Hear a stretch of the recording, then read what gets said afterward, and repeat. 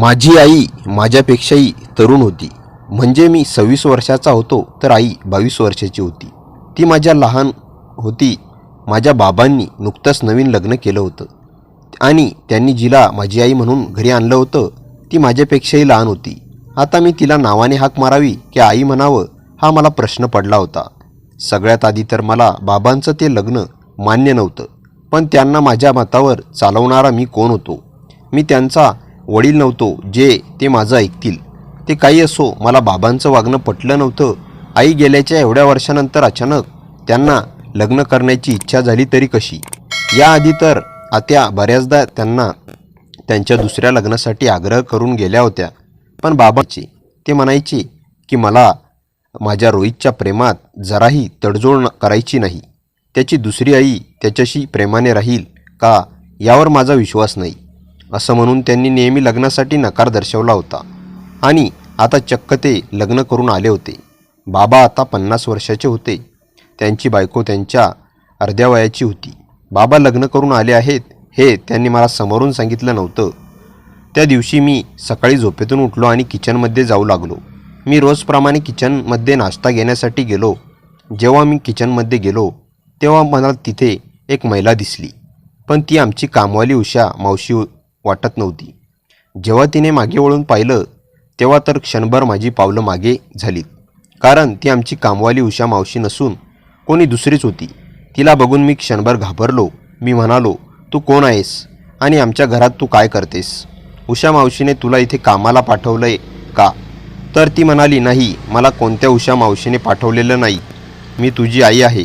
त्या मुलीचं बोलणं ऐकून मी तर गोंधळातच पडलो. मी तिला म्हणालो, तू मला चोर दिसतेस. मी आत्ताच पोलिसांना फोन करतो. उगाच स्वतःला या घराची मालकीन बनवून घेत आहेस. तेव्हा बाबाही घरी नव्हते. त्या दिवशी ते लवकर ऑफिसला गेले होते. मी पोलिसांना फोन करण्याआधी मी बाबांना फोन केला व ते सगळं काही सांगितलं. तर बाबा म्हणाले, ती तनू आहे तुझी आई. ती जे बोलत आहे ते खरं आहे. ती कोणी चोर वगैरे नाही. बाबाचं बोलणं ऐकून मी शॉकमध्येच गेलो, कारण माझ्यासमोर ती कोणी 40 ते 50 वर्षाची महिला नव्हती. ती होती 22 वर्षाची मुलगी. तिने माझ्या 51 वर्षाच्या बाबांमध्ये काय पाहिलं की तिने त्यांना लग्नासाठी होकार भरला, मला तर काही कळत नव्हतं.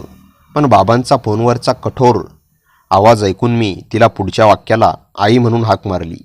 बाबांचा फोन ठेवताच ती माझ्या चेहऱ्यावरील हावभाव पाहून समजली होती की बाबांनी मला तिच्याबद्दल सांगितलं आहे. तेव्हा ती म्हणाली, तू आवरून ये, मी तुझ्यासाठी नाश्ता लावते. तिच्या बोलण्यावर मी काही उत्तर न देता तिथून निघून गेलो. त्या दिवशी मी घरात नाश्ताही केला नव्हता. मी कॉलेजमध्ये रागातच गेलो होतो. दिवसभर माझा डोक्यात फक्त आणि फक्त विचार चालले होते. बाबांनी आता या वयात लग्न का केलं असेल, हाच विचार माझ्या डोक्यात येत होता. मला त्या मुलीला आई म्हणून घ्यायचं नव्हतं, त्यामुळे मी तिच्याशी जरा तुटक राहू लागलो. बघता बघता 2 दिवस उलटले. मागच्या 2 दिवसापासून मी घरात त्या मुलीच्या हातचं जेवण जेवलं नव्हतो, कारण मला फार राग होता. पण बाबा मात्र नाश्ता जेवण सगळं काही तिच्या हातचं खात होते. मी 2 दिवसापासून बाहेर हॉटेलमध्ये जेवत होतो. तिसऱ्या दिवशी वैतागून मी आमच्या घरी काम करणाऱ्या उषा मावशीला फोन लावला. ती मुलगी घरी आल्यापासून मावशी आमच्या घरी कामाला येत नव्हत्या. मी त्यांना म्हणालो, उषा मावशी, तुम्ही लगेच आमच्या घरी नेहमीसारख्या कामाला या. तर त्या म्हणाल्या, छोटे मालक, मी आता येऊ शकत नाही, कारण त्या घराच्या नवीन मालकीन बाईने मला सुट्टी दिली आहे. त्यांनी सांगितलं की आता माझं काही काम नाही. उषा मावशीचं उत्तर ऐकून माझी अजूनच चिडचिड वाढली. त्या काल आलेल्या मुलीने घरात तिचा हुकूम गाजवायला सुरुवात केली होती. तेव्हा मी डायनिंग टेबलवर डोक्याला हात लावून बसलो. तोच माझ्यासमोर जेवणाचं ताट आलं. आई मला म्हणाली, रोहित, राग थंड झाला की मग जेवण करून घे. 2 दिवस झाले तू माझ्याशी बोललाही नाही आणि घरात काही खाल्लंच नाही. अजून किती दिवस बाहेरचं हॉटेलचं खाणार? मला बाहेरचं जेवण पचायचं नाही आणि रोज असं तेलकट मसालेदार आणि शरीरासाठी योग्य तर नव्हतं. तेव्हा मला फार भूक लागली होती. मग आई तिथून जाताच मी जेवण करू लागलो. पहिला घास खाताच त्या जेवणामध्ये मला आईची माया जाणवली. जेवण तर फार रुचकर बनवलं होतं. मी पोटभर जेवलो. त्या दिवसानंतर हळूहळू का होईना मी आईसोबत बोलू लागलो. बघता बघता आठवडा उलटला. मला आमच्या घरात काहीतरी अस्वस्थ जाणवत होतं. माझ्यासमोर नेहमी हसरा चेहरा घेऊन फिरणाऱ्या माझ्या तरुण आईच्या आयुष्यात असं तरी घडत होतं ज्याची मला कल्पना नव्हती. त्या दिवशी मी सकाळी लवकर उठलो होतो. मी आता नवीन वर्षापासून जिम सुरू करायचं ठरवलं होतं.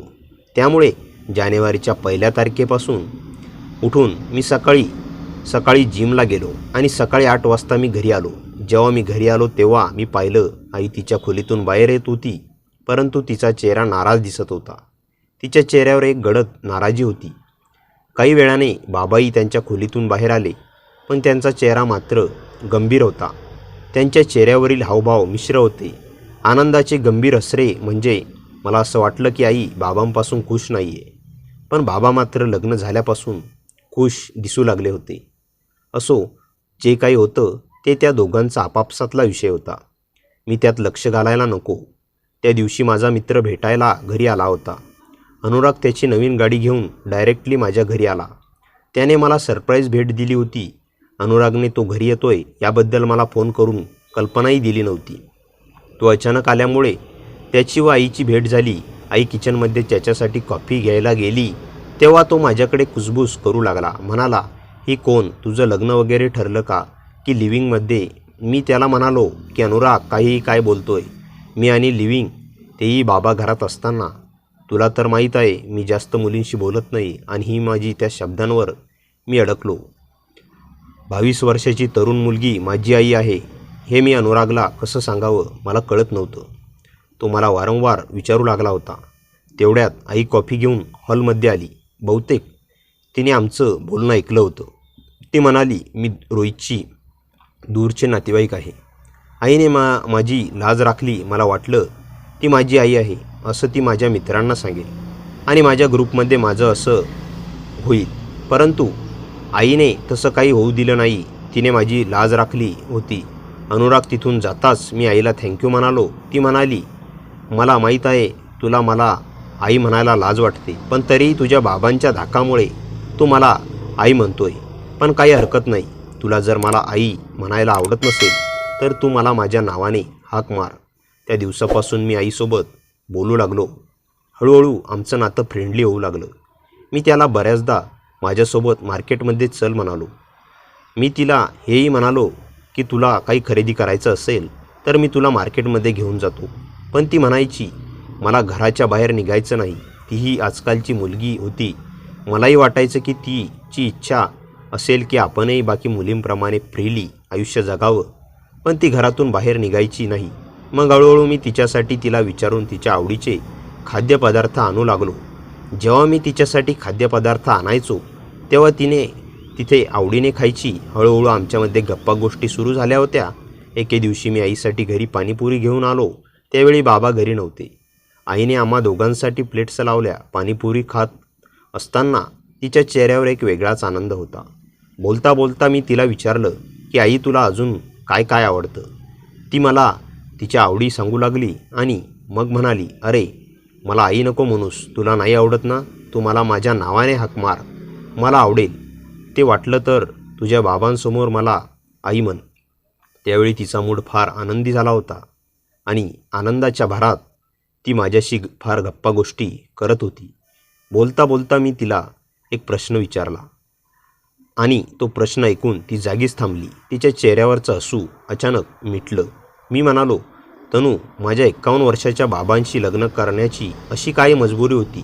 तो प्रश्न ऐकून ती थिजली. म्हणाली, याचं उत्तर माझ्याकडे नाही, पण तू या लग्नापासून खुश आहेस का? माझ्या त्या पुढच्या प्रश्नावर तिच्या चेहऱ्यावरील तो आनंद पूर्णपणे गळून पडला.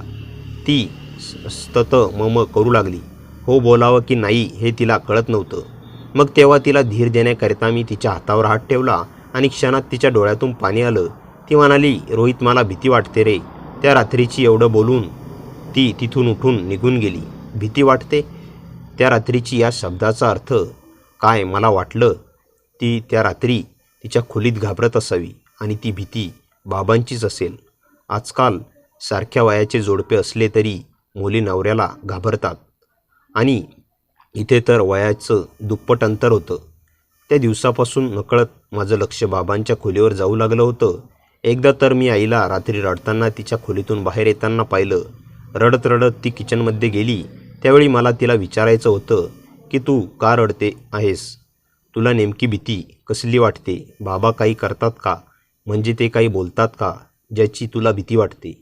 मला तिला प्रश्न तर खूप करायचे होते, पण मी विचारू शकलो नाही.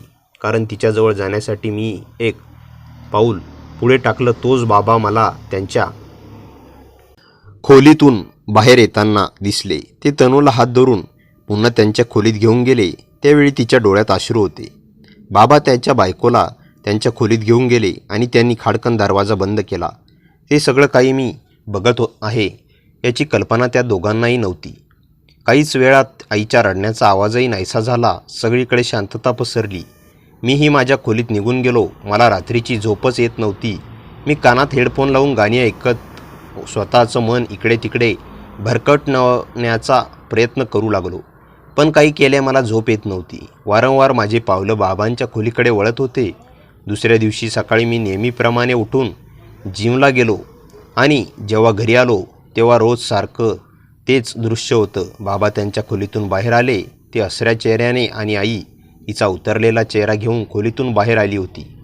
मला तर आता नकळत तनूची फार काळजी वाटू लागली होती. बाबा त्यांच्या आयुष्यातील एवढ्या वर्षाचा एकटेपणा काहीच दिवसात घालू पाहत होते असं वाटत होतं. परंतु याचा परिणाम तनूवर वाईट होत होता त्याचं त्यांना भान नव्हतं. त्या दिवशी सकाळी मला फार नाराज तनू दिसत होती. तिच्या चेहऱ्यावर ते हसू नव्हतं जे नेहमी माझ्यासोबत बोलताना असायचं. बाबा तर मी डायनिंग टेबलवर येण्याआधीच नाश्ता करून त्यांचा टिफिन घेऊन ऑफिसला निघून जायचे. माझ्या बाबांकडे पैशांची कमी नव्हती. बाबाकडे पैशाची काहीच कमी नव्हती. शहरात त्यांची मोठी कन्स्ट्रक्शन कंपनी होती आणि गावातही बरीच जमीन होती.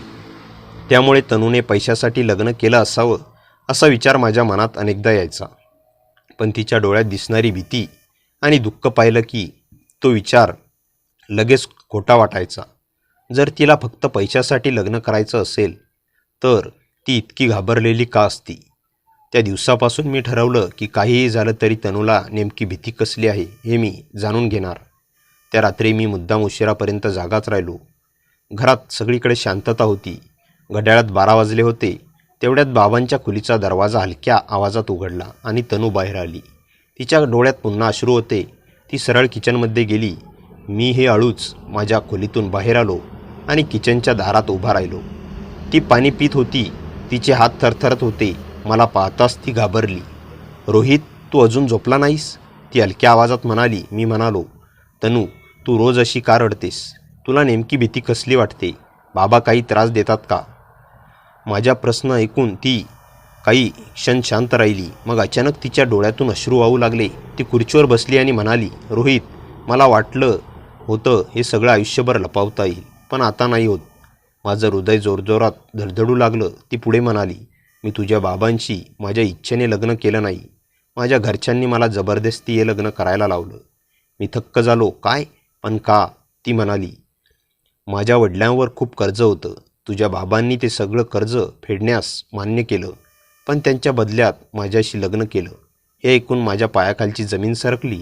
मला अचानक सगळं समजू लागलं. ती पुढे म्हणाली, रोहित, मला कोणाशी बोलायला देखील परवानगी नाही. मी घराबाहेर जाऊ शकत नाही आणि मला रोज त्या रात्रीची भीती वाटते. मी काही क्षण काहीच बोलू शकलो नाही. माझेच बाबा एखाद्या मुलीला अशा परिस्थितीत लग्न करायला भाग पाडतील यावर माझा विश्वास बसत नव्हता. तेवढ्यात अचानक मागून आवाज आला, रोहित, रात्रीच्या वेळी किचनमध्ये काय चाललंय? मी मागे वळून पाहिलं. दारात बाबा उभे होते आणि त्यांच्या चेहऱ्यावर एक विचित्र थंड स्मित होतं. बाबा दारात उभे होते आणि त्यांच्या चेहऱ्यावर एक विचित्र थंड स्मित होतं. मला क्षणभर काय बोलावं तेच कळेना. तनूने लगेच तिचे डोळे पुसले आणि उभी राहिली. बाबा आमच्याकडे बघत हळूहळू किचनमध्ये आले आणि म्हणाले, इतक्या रात्रीपर्यंत जागे का आहात तुम्ही दोघं? त्यांच्या आवाजात साधेपणा होता, पण मला आतून काहीतरी वेगळंच जाणवत होतं. मी स्वतःला सावरत म्हणालो, झोप येत नव्हती म्हणून पाणी प्यायला आलो होतो. तनूनेही मान हलवली. बाबा काही क्षण आमच्याकडे बारकाईने पाहत राहिले आणि मग म्हणाले, ठीक आहे, आता झोपा. उद्या सकाळी लवकर उठायचं आहे. एवढं बोलून ते परत त्यांच्या खोलीत गेले. पण त्या रात्री मला अजिबात झोप आली नाही. तनूने सांगितलेलं सत्य माझ्या डोक्यात सतत फिरत होतं. माझेच बाबा एखाद्या मुलीच्या घराच्याच कर्ज फेडून तिच्याशी लग्न करतील यावर माझा विश्वास बसत नव्हता. दुसऱ्या दिवशी सकाळी ती नेहमीप्रमाणे जिमला गेलो, पण माझं लक्ष कुठेच लागत नव्हतं. घरी परत आलो तेव्हा बाबा ऑफिसला निघाले होते आणि तनू किचनमध्ये शांत नाश्ता बनवत होती. तिचा चेहरा अजूनही उदास दिसत होता. मी टेबलवर बसलो आणि काही वेळ शांत राहिलो. मग हळू आवाजात म्हणालो, तनू, काल रात्री तू जे सांगितलंस ते खरं आहे ना? ती काही क्षण गप्प राहिली आणि मग हळूच म्हणाली, हो रोहित, मी खोटं का बोलेन? माझ्या वडिलांवर खूप कर्ज होतं. घर चालवणं कठीण होतं. तुझ्या बाबांनी मदत केली, पण त्याच्या बदल्यात त्यांनी माझ्याशी लग्न करण्याची अट ठेवली. तिच्या डोळ्यात पुन्हा अश्रू आले. मला तिची खूप दया आली. ती वयाने माझ्यापेक्षा लहान होती, पण परिस्थितीने तिला एका बंदिस्त आयुष्यात ढकललं होतं. त्या दिवसापासून माझ्या मनात तिच्याबद्दल वेगळीच भावना निर्माण झाली. आधी मला तिचा राग येत होता, पण आता तिची काळजी वाटू लागली होती. दिवस जात होते आणि मी हळूहळू तिच्याशी अधिक बोलू लागलो होतो. आम्ही कधीकधी एकत्र बसून चहा घ्यायचो, गप्पा मारायचो.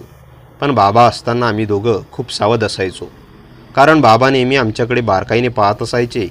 एके रात्री मला झोप येत नव्हती. मी पाणी प्यायला उठलो तेव्हा मला तनू किचनमध्ये दिसली. ती खिडकीजवळ उभी होती आणि बाहेर अंधार होता. अंधाराकडे पाहत होती. मी तिच्याजवळ गेलो आणि म्हणालो, तू अजून झोपली नाहीस? ती घाबरून मागे वळली. मग हळू आवाजात म्हणाली, मला झोप येत नाही रोहित. मी विचारलं, तू असं किती दिवस सहन करणार आहेस? ती काही बोलली नाही. काही क्षण शांतता होती. मग ती म्हणाली, माझ्याकडे दुसरा पर्याय नाही. तिचं उत्तर ऐकून माझ्या मनात एक ठाम विचार आला. मी म्हणालो, तनू, जर तुला इथून जायचं असेल तर मी तुझी मदत करेन. ती आश्चर्याने माझ्याकडे पाहू लागली. काय म्हणतोयस तू? ती म्हणाली. मी शांतपणे म्हणालो, तुला इथे जबरदस्तीने ठेवणं चुकीचं आहे. तू अजून खूप लहान आहेस. तुला तुझं आयुष्य जगण्याचा अधिकार आहे. तिच्या डोळ्यात आश्चर्य आणि भीती दोन्ही दिसत होते. ती काही बोलणार इतक्यात अचानक मागून जोरात दरवाजा बंद होण्याचा आवाज आला. आम्ही दोघं दचकून मागे वळलो. दारात बाबा उभे होते. त्यांच्या चेहऱ्यावर आता स्मित नव्हतं. त्यांच्या डोळ्यात राग स्पष्ट दिसत होता. ते हळू आवाजात म्हणाले, रोहित, तू माझ्या घरात माझ्या विरुद्ध योजना करत आहेस का? माझं हृदय जोरजोरात धडधडू लागलं. मला कळत होतं की आता परिस्थिती खूपच गंभीर होण्याच्या मार्गावर आहे. बाबांच्या त्या प्रश्नाने माझ्या छातीत धडधड सुरू झाली. पण मी स्वतःला सावरलं. त्यांच्या डोळ्यात सरळ बघत मी म्हणालो, नाही बाबा, आम्ही फक्त बोलत होतो. माझं उत्तर ऐकून ते काही क्षण शांत उभे राहिले. त्यांनी आधी माझ्याकडे आणि मग तनूकडे पाहिलं. तनूचा चेहरा पूर्णपणे फिक्का पडला होता. बाबा हळूहळू आमच्याकडे चालत आले आणि कडक आवाजात म्हणाले, रात्रीच्या वेळी इतक्या गुपचूप गप्पा मारण्याची गरज काय आहे? मी काही बोललो नाही. तनूने मान खाली घातली होती. काही क्षण सगळीकडे शांतता पसरली. मग बाबा अचानक हसले आणि म्हणाले, ठीक आहे, जा आता दोघंही झोपा. पण त्यांच्या त्या हसण्यात काहीतरी विचित्र होतं. ते परत त्यांच्या खोलीत गेले आणि आम्ही दोघंही तिथेच काही क्षण उभे राहिलो. तनूच्या डोळ्यात पुन्हा अश्रू आले होते. ती हळू आवाजात म्हणाली, रोहित, कृपया आता काही करू नकोस. जर त्यांना कळलं की तू मला मदत करतोयस तर ते खूप रागावतील. मी म्हणालो, मला काही फरक पडत नाही. तुला अशा भीतीत जगताना मी बघू शकत नाही. ती काहीच बोलली नाही आणि हळूच तिच्या खोलीकडे निघून गेली. त्या रात्री मला अजिबात झोप आली नाही. दुसऱ्या दिवशी सकाळी नेहमीप्रमाणे बाबा ऑफिसला गेले. मी जिमला गेलो आणि परत आलो तेव्हा तनू किचनमध्ये होती. पण आज तिचा चेहरा अजूनच उदास दिसत होता.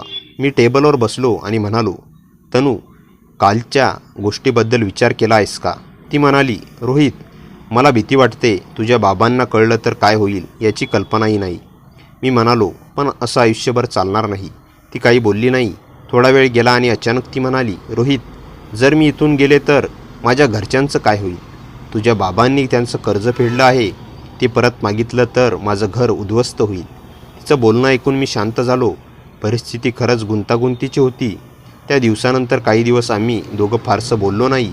पण माझ्या मनात सतत एकच विचार चालू होता की तनूला या परिस्थितीतून बाहेर काढायला हवं. एके दिवशी संध्याकाळी मी कॉलेजमधून घरी आलो तेव्हा घरात अजब शांतता होती. बाबा अजून आले नव्हते. मी हॉलमध्ये आलो तर तनू सोफ्यावर बसलेली होती आणि तिच्या हातात एक छोटासा बॅग होता. मला बघताच ती उठली आणि म्हणाली, रोहित, मी निर्णय घेतला आहे. मी आश्चर्याने विचारलं, कसला निर्णय? ती म्हणाली, मी इथून निघून जाणार आहे. तिचं उत्तर ऐकून मी थक्क झालो. मी म्हणालो, पण अचानक? ती म्हणाली, अचानक नाही, मी खूप विचार केला आहे. मी जर इथे राहिले तर मी आयुष्यभर घाबरतच राहीन.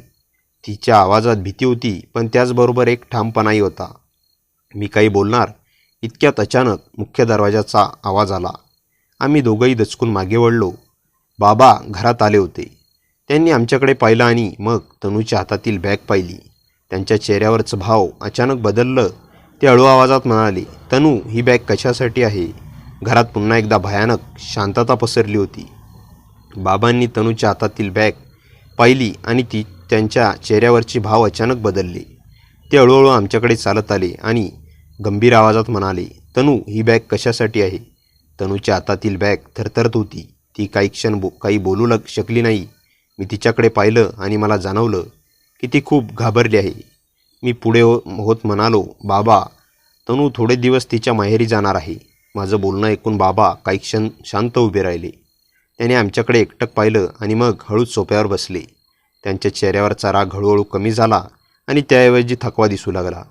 ते काही क्षण काही बोलले नाहीत. घरात पूर्ण शांतता होती. मग त्यांनी खोल श्वास घेतला आणि म्हणाले, रोहित, तुला वाटतं मला काहीच कळत नाही का? त्यांच्या त्या वाक्यावर माझं हृदय धडधडू लागलं. ते पुढे म्हणाले, मला खूप आधीपासून जाणवत होतं की तनू इथे आनंदी नाही.